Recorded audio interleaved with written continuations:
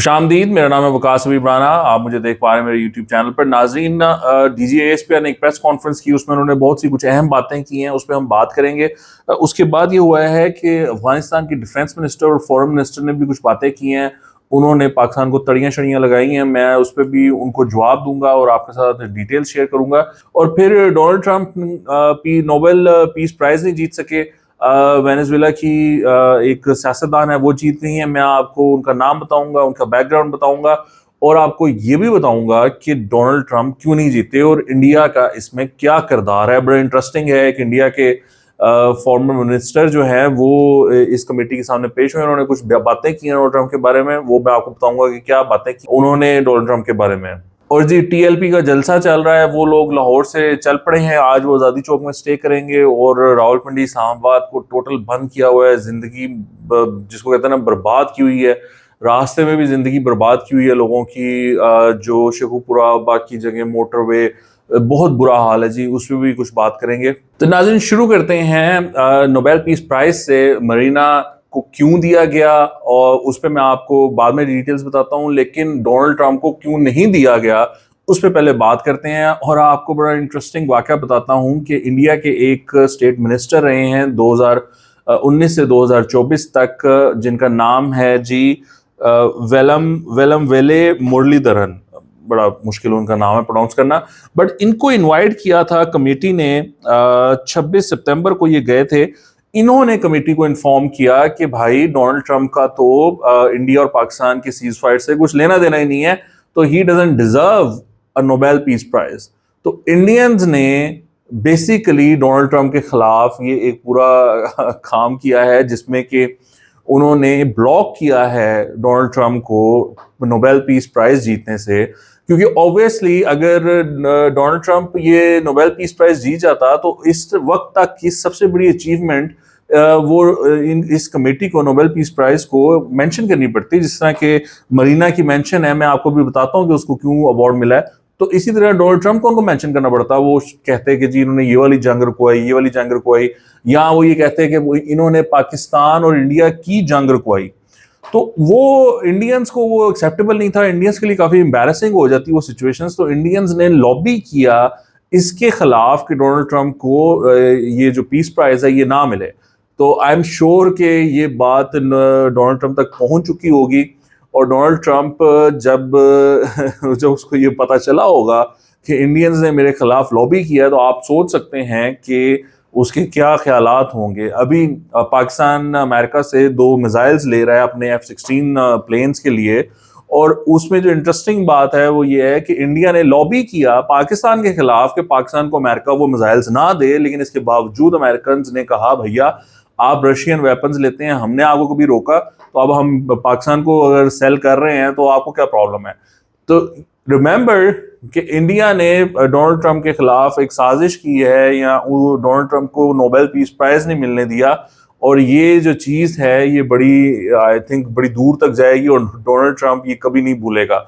अच्छा जी, अभी बात कर लेते हैं जो नोबेल पीस प्राइज जीती हैं। ये बड़ी इंटरेस्टिंग बात है कि मारिया कोरिना मचाडो ये जीती हैं नोबेल पीस प्राइज। और इनकी जो जो बात की गई है वो ये है कि ये की यूनिफाइंग फिगर है in a political opposition that was once deeply divided. और इन्होंने एक ट्रांजिशन करवाई है फ्रॉम डिक्टेटरशिप टू डेमोक्रेसी। और इनकी काफी मतलब चैलेंजेस बहुत है ना। मतलब एक बंदे को अगर या बंदी को आपने नोबेल पीस प्राइज देना है तो उसके सामने चैलेंजेस किस तरह के हैं वो डिपेंड करता है ना। स्टेक्स पर क्या है, उसने क्या कुर्बानी दी है। तो आई थिंक वो डोनाल्ड ट्रंप का शायद वो चीज़ अप्लाई नहीं करती उस पर, बिकॉज उसकी कोई कुर्बानी नहीं है, मजबूरी नहीं है, कोई उस पर कुछ सख्ती नहीं है उस तरह ना। तो ये इनकी मैं आपको थोड़ा सा बताऊं कि इन्होंने ये इलेक्ट हुई पहली दफ़ा नेशनल असेंबली की 2010 से 2014, लेकिन इनको एक्सपेल कर दिया गया और इनको प्रिवेंटेड फ्रॉम सर्विंग इफेक्टिवली। जब इन्होंने गवर्नमेंट को क्रिटिसाइज किया तो इनको फारिग कर दिया गया। 2023 में इन्होंने ओपोजिशन प्राइमरी जीता 2024 के प्रेसिडेंशियल इलेक्शन कंटेंड करने के लिए, लेकिन इनको फिर रोक दिया गया ये करने से। फिर इन्होंने एक कैंडिडेट का सपोर्ट किया, उस कैंडिडेट का। और इनकी जो इनके जो पॉलिटिकल स्टांस हैं उसकी वजह से इनको लीगल बैन्स फेस करने पड़े, थ्रेट्स, परसिक्यूशन, ये हाइडिंग में भी रही, यानी छुपी भी रही, लेकिन ये वेनेजुएला नहीं छोड़ा इन्होंने, ये हमेशा वेनेजुएला में रही। तो इनकी बड़ी स्ट्रगल है इस काम के लिए।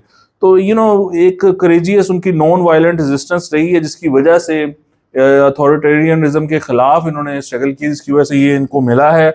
और डेमोक्रेटिक राइट्स को इन्होंने प्रोटेक्ट किया, इलेक्टोरल इंटेग्रिटी, जुडिशियल इंडिपेंडेंस और सिविल फ्रीडम्स, ये इनकी अचीवमेंट्स हैं। ऑब्वियसली आप समझते हैं ना कि ये थोड़े से मामला डिफरेंट है एज कम्पेयर टू अगर आप डोनाल्ड ट्रंप के साथ देखते हैं तो उस लिहाज से। तो ये सारी इनकी अचीवमेंट्स हैं जी, जिसकी वजह से इनको अवार्ड मिला है। और डोनाल्ड ट्रंप को क्यों नहीं मिला वो तो मैंने आपको बता दिया। अच्छा जी, अब वापस आते हैं DGISPR की प्रेस कॉन्फ्रेंस की तरफ। उन्होंने बड़ा क्लियरली जो मोटी मोटी बातें की हैं, उन्होंने कहा है कि इमरान खान सोली रिस्पॉन्सिबल है टेररिज्म को वापस पाकिस्तान लाने में। और फिर उन्होंने 3 अल्टीमेटम्स दिए हैं। उन्होंने कहा है कि आप जो पॉलिटिकल लोग हैं जो इनकी पुष्टपनाही कर रहे हैं ये दहशतगर्दों की, ये बंद कर दें। और जो फैसिलिटेटर्स हैं दहशतगर्दों के, उनके पास 3 ऑप्शंस हैं, या तो उनको हमारे हवाले कर दें या हमारे साथ मिलकर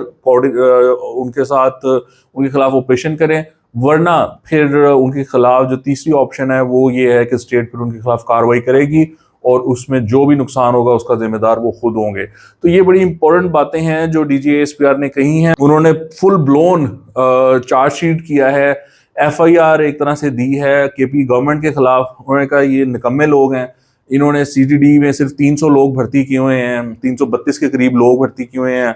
उन्होंने कहा इन्होंने नेशनल एक्शन प्लान पे अमल नहीं किया, इन्होंने कुछ भी नहीं किया, ये कुछ भी नहीं करते। तो वो पूरी जो है ना एक उन्होंने हिस्ट्री बताई है कि भैया ये लोग, इस गवर्नमेंट ने कुछ नहीं किया।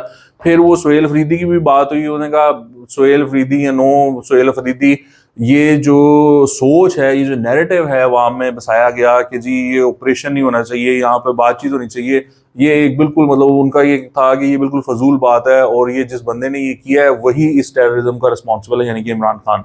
तो उन्होंने बिल्कुल उसको चार्जशीट किया। अच्छा, फिर ये हुआ है कि पिछली रात अफगानिस्तान में कुछ एयर स्ट्राइक्स हुई हैं, जिसमें कि TTP जो चीफ हैं नूर वली मसूद, उनके बारे में ये खबरें आ रही थी कि उनकी मौत हो गई है, वो मारे गए हैं। लेकिन फिर उनकी एक ऑडियो सामने आई जिसमें वो कह रहे हैं कि जी मैं जिंदा हूँ, ये वाली तारीख है और ये वाला गाड़ी का कुछ उन्होंने कहा है, और उन्होंने कहा कि पता नहीं मैं पाकिस्तान में हूँ, कहाँ पर हूँ। अच्छा, वो बहरहाल वो चल रहा था। अब वो जो इसकी कंफर्मेशन नहीं थी उस तरह के वो डेड है या अलाइव है, DGISPR ने भी कंफर्म या उसको डिनाई नहीं किया फिलहाल। और फिर जो अफगानिस्तान के डिफेंस मिनिस्टर हैं उन्होंने एक बात की है, उन्होंने कहा है कि जी ये बड़ी वायलेशन है हमारी सॉवरेनिटी की, काबुल पे हमला करना, इसका हम जवाब देने का हक रखते हैं, ये है वो है। और फिर जो अफगानिस्तान के फॉरेन मिनिस्टर हैं मुत्की साहब, who's in new Delhi right now, उन्होंने कहा कि जो अंग्रेजों से पूछो, सोवियत यूनियन से पूछो, अमरीकियों से पूछो, और वो इनको समझ दें पाकिस्तानियों को कि अफगानियों को ना छेड़ो, अफगानियों ने इनको नहीं छोड़ा तो आप क्या करोगे, आप क्या चीज़ हो। तो ओ भाई मुत्की भाई मेरी बात सुने, अगर आपने सोवियत्स का कुछ बिगाड़ा है या अमेरिकन का कुछ बिगाड़ा है ना, तो वो आपने हमारे स्पोर्ट से बिगाड़ा है। अगर हम आपको सपोर्ट ना करते तो आप टगा नहीं कर सकते थे उनका। तो आप ये अपनी आंकड़ा ना किसी और को दिखाएं जाकर, हमारे सपोर्ट की वजह से अमरीकियों को आप हराने में या उनको वापस भेजने में कामयाब हुए, वरना आप जहां पर तोरा बोरा के पहाड़ों में थे वो वहीं आपकी कब्रें बना देते। आपको पाकिस्तान में पनाह दी हमने, आपको बचाया हमने, वो हमारी गलती थी जो आपको बचाया, आपको नहीं बचाना चाहिए था। आपको अमरीकी मार रहे थे, आपको मरने देना चाहिए था। आप एहसान फरामोश लोग हैं, वरना आप लोग इस काबिल नहीं थे कि आप वहां से जिंदा बच के निकल पाते। इधर से अगर हम आप पे हमला कर देते तो आपका, जिसको कहते हैं ना, भूने जाते, आप फ्राई हो जाते। आपको बचाया है पाकिस्तानियों ने, यहाँ रखा, आपको सेफगार्ड किया। इस दिन के लिए नहीं किया था कि आप ये बैठ के इंडिया में बैठ के ये हमें बातें सुनाओ। आप अपनी औकात देखो, अपनी हरकतें देखो, अपना पास देखो, आप हो क्या। आपको बनाया पाकिस्तानियों ने, आपको बचाया पाकिस्तानियों ने, आपको सारा सपोर्ट पाकिस्तानियों ने दिया, और आज आप बैठ के हमें बातें कर रहे हो।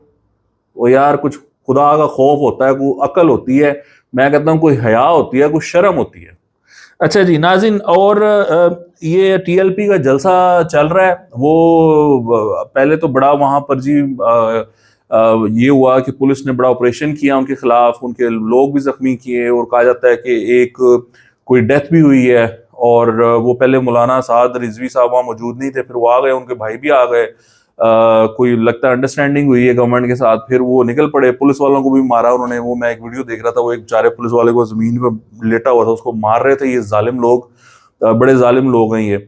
और अब ये चल पड़े हैं जी उधर, वो फलस्तीन के लिए को मार्च कर रहे हैं। ओ भाई, फलस्तीन का मसला हल हुआ पड़ा है यार, वो उन्होंने एग्रीमेंट कर लिया अपना इसराइल का। आप मामे लगते हो, आप किस तरफ मुंह चुक कर आपने पाकिस्तान में लोगों के जिंदगियां जो है ना वो खराब की हुई हैं। ना कोई बेचारा अपनी नौकरी पे जा सकता है, ना कोई अपने इमरजेंसी में कहीं जा सकता है। पूरा शहर आपने, बल्कि पूरा सूबा, बल्कि पूरा मुल्क आपने अफेक्ट किया हुआ है। इस्लामाबाद तक वो सारा कुछ बंद पड़ा हुआ है आपकी वजह से। आप अजीब लोग हो। आप वो फलस्तीन कहाँ, आप कहाँ, आपने कोई मुजाहरा करना है पीसफुली जाके कहीं माल रोड पे किसी बाग में जमा हो, वहां पर उनके साथ अपनी इज़हारे यकजहती करो। ये अजीब ड्रामेबाजी है कि फलस्तीन के नाम पर अपनी सियासत चमकाने का इतना शौक है लोगों को, अपनी पावर दिखाने का, अपने लोगों को मुतहर्रिक करने का। ये जो है आपकी ड्रामेबाजियां, ये बंद होनी चाहिए। ये जो है ना, ये दिखाने के दांत और खाने के और, मतलब लोगों को कुछ और दिखाते हैं, अपने मकासद पूरे कर रहे हैं और लगे हुए हैं पावर अपनी वो बिल्ड करने, लोगों को बेवकूफ बनाने और लोगों की जिंदगियां मुहाल करने। आई थिंक ये रुकना चाहिए और इनको को अकल करनी चाहिए, बट आई थिंक इनको को डिस्करेज करना चाहिए, क्योंकि इनके खिलाफ ऑपरेशन करने का भी कोई फायदा नहीं है। अवाम भी पागल है, वो भी खड़े होते हैं, वो भी मरने को तैयार हो जाते हैं। तो इन्होंने क्योंकि नारा हजूर पाक सल्लल्लाहु अलैहि वसल्लम के नाम का लगाया हुआ है, अब हर काम में तो नहीं ना वो चीज है। आप फलस्तीन का मसला है, वो भाई उनका हो गया है इशू रिजॉल्व, वो वहां पे सीज फायर हो गया है, वो अपना खुश हैं, वो अपना मामला वो कर रहे हैं, अल्लाह ताला उनके लिए बेहतर करे। आपने उनसे इज़हार यकजहती करना है, कहीं खड़े हो जाओ वहां जाके, शमे शुमे जलाओ, कोई इज़हार यकजहती कर लो। ये अजीब ड्रामेबाजी है। लॉन्ग मार्च हर ये 6 महीने बाद शुरू हो जाते हैं लॉन्ग मार्च, और फिर वो पूरा मुल्क ये बंद कर देते हैं। इनका कोई बंदोबस्त होना चाहिए, ये बिल्कुल सही नहीं है इनका मामला। एनीवे जी, आज के लिए इतना ही। आपके देखने का बहुत शुक्रिया। खुदा हाफिज।